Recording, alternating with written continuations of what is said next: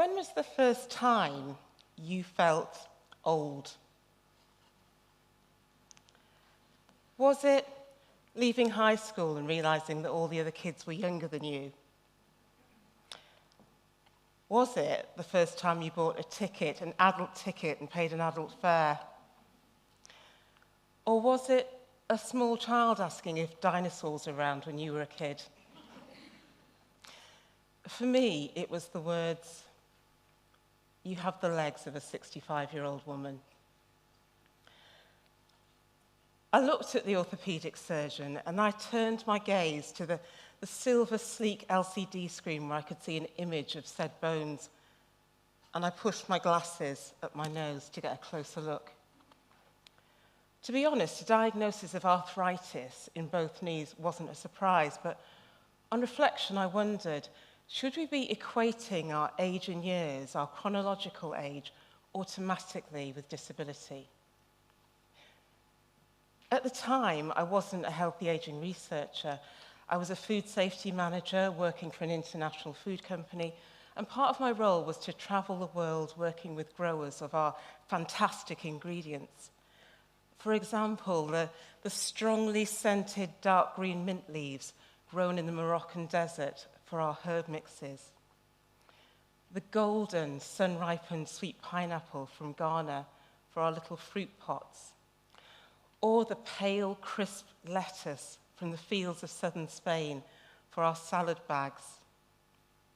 I was constantly surrounded by food that contributed to a healthy diet, and I never stopped to think about how lifestyle impacts us as we age. In fact, it wasn't until I had a car accident leaving with life-changing injuries that I even considered whether my job would be sustainable for me as I age. And I'm not alone. When we're young, we think we're invincible.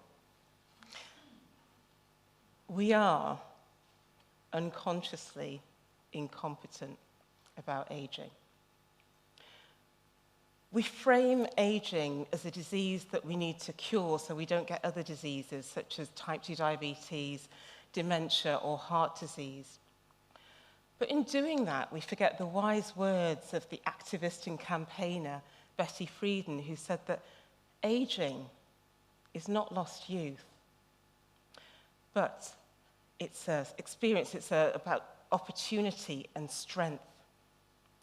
Now, let me tell you a little bit more about aging and talk about lifespan, and I'd like you to help me. So I'm going to get you, the audience, to guess what is the average lifespan of a woman in the UK. I'm going to start you off at 60, then I'm going to ask you to tell me to go higher until we get to the point of an average woman's lifespan. So, I guess we're going to go higher, aren't we? Yes. Oh, I've got it the right way around. Fantastic. Higher still? Okay, we're all in agreement. That's good. Higher still. Okay. We're now on 75. Any dissenters? No? Okay. Oh. Any higher than 80? We are so confident. What streets do you guys live on? It's actually 83, average lifespan of a woman in the UK. Now we're going to talk about average health span. So the health span is the number of healthy years that you'll spend on this earth. So we're obviously going to have to go back the way because it's not 83, and it's not even 80. So I'm going to ask you to tell me to go lower, okay? So let's keep going lower. We're in agreement, okay? There's a few people about that age who are looking a bit shaky, so I'll not look at you in the eye. Oh, some confident young people there. Well, it's actually 61. 61 is the average health span of somebody in the UK, of a woman in the UK. Now, there's various things that impact on lifespan and health span. So health span is particularly affected by socioeconomic status and diet, all those types of things. 1 in 10 older adults, so people over 65 in the UK, are malnourished or at risk of malnutrition. So if you look at the room and look at each row, that's probably one person on each row of chairs in this room if they're over 65. And as the average age of our population increases, so does the number of people who are at risk of financial insecurity and poor health. But what does health even mean? How do we define it? I hope my supervisor's watching this bit. So WHO, World Health Organization, define healthy aging as the process of developing and maintaining the functional ability to enable well-being. So there's nothing there about disease or disability. Maintaining, so having the functional ability to maintain your well-being, which is really what we want to hear. And if we can reduce the number of years of poor health by an average of 5 for each person, that would be a huge step forward for our society.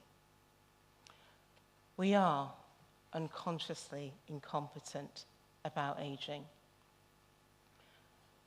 One of the things that we can change is diet. Now, we all know that Eat Well guide that we've got in the UK. It's shaped like a plate with the different recommendations on it, but that's generic for the population. It's not focused on any one group. But we have a market that develops food for growing babies to help with their development.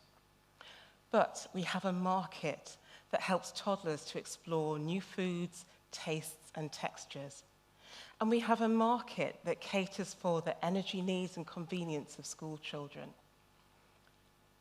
When we're young, food choice is about exploring new foods, developing tastes, and deciding our likes and dislikes, and building a relationship with food that could last us our whole lives. We learn to eat for that youthful life stage. Why not learn to eat for older age? The market, and indeed the food system, can learn from how we nourish our youth and apply that to how we should be nourishing ourselves in older age. In my PhD, I've been looking at the eating habits of the British population. Not yours particularly. And I've identified a gap. I've identified a gap between what older adults are currently eating and what they should be eating to live well for longer. And in that gap, there's an opportunity. There's an opportunity to change what we eat. There's an opportunity to change our meals and our recipes. And there's an opportunity to change how we access our food.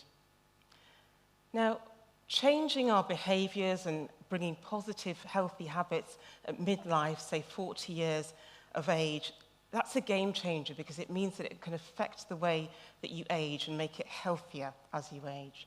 And the good news is we know what to do to help us to protect our brain health, our heart health, and our strength.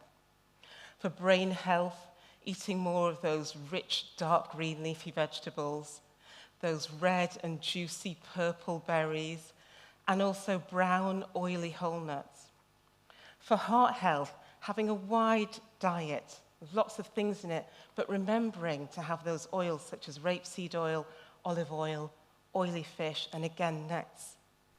And for strength, making sure that we have meals containing protein throughout the course of the day, spreading them along the course of the day, so that we don't suffer from muscle tissue loss, loss of strength, or become frail. Foods such as beans and pulses and fish and meat and eggs are great there. Changing our meals and recipes is a task for our food technologists and our product developers and our chefs and our cooks, so that they can take the things that we're buying from shops and restaurants and supermarkets and re-engineer them and put the fun and the function into food for older adults. And how we access our food. Now, how we access our food will become a lot more important as we age than it was in our youth. Let me take you back to the 1970s. A few of you are with me. The time of the 3-day working week, the fuel crisis, and compulsory school meals. Eating meals at school happened regardless of socioeconomic status. It meant children were fed, it was sociable, and it meant that they were watched after. Social isolation and loneliness shortens our lifespan. So it's really important that we learn to bring adults together and eat in community as we age. Ambition for Aging, a charity in Manchester, has been really good at doing that, mobilising the voluntary and care sector to have meals in the community for older adults. And that's great. But we need to mobilise the private sector as well, because older adults don't just want to be eating in their own little group over here. They want to be eating with friends and family, the same way that everybody else does. We need to encourage our restaurants, our cafes, supermarkets, shopping centres to look at how they welcome older adults into their spaces. Is the lighting bright enough? Is the seating suitable? Is the menu font large enough? We design spaces for young kids to come and eat and enjoy themselves. Why not design spaces where older adults can come and eat, sit at a table, socialise, and sit at that table for as long as they want? We are unconsciously incompetent about ageing.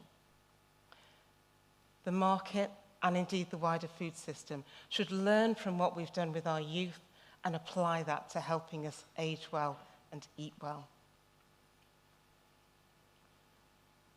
What we learn in our youth can be built on and developed as we age. The next time you feel old, remember that aging is not lost youth, but a new stage of opportunity and strength. We can nourish our bodies better than we did as children. We can build and learn and improve our well-being through social connection.